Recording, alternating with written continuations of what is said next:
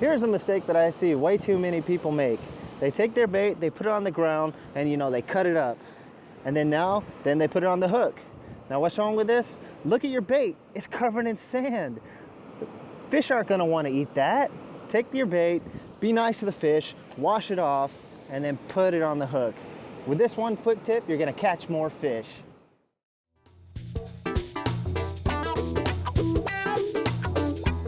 Here's one more quick tip that the pros don't want you to know.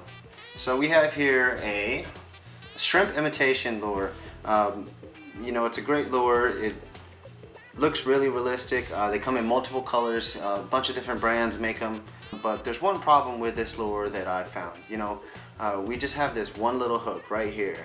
So what's the problem with that? What if the fish bites here? They're not going to get hooked up. What if they bite here? They're not going to get hooked up. What the pros like to do, they like to make a little modification.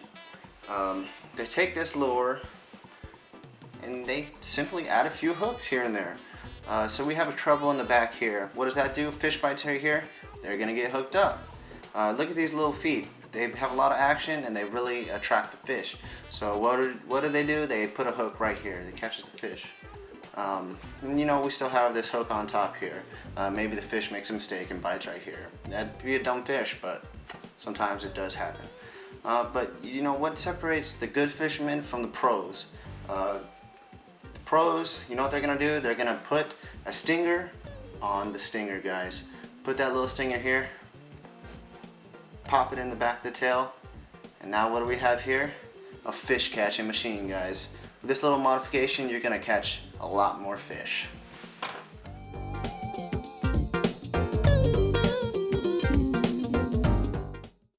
Alright guys, we all know fluorocarbon is going to be your best leader. It's the best leader because it's the clearest and it's hard to see for the fish. But there's one big problem with fluorocarbon leader.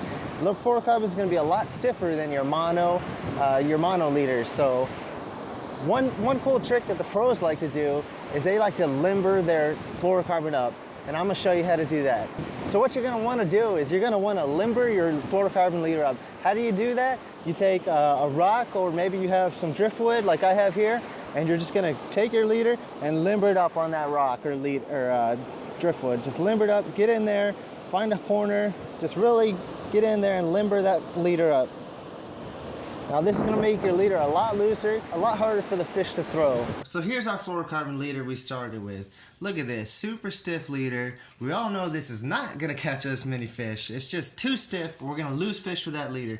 So we took our leader and we just limbered it up a little. We have this fluorocarbon leader, and look at that, man. This leader is just ready to go. Once you start seeing these limber marks here, that's when you know it's time to tie on this leader and start fishing.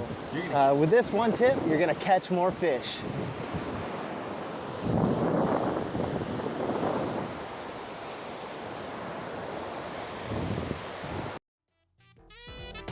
You're gonna catch more fish. You're gonna catch more fish. You're gonna catch more fish. You're gonna catch more fish. You're gonna catch more fish. Limber it up like this. Limber it up, guys. Find a hard corner and just really get in there and just limber that up. A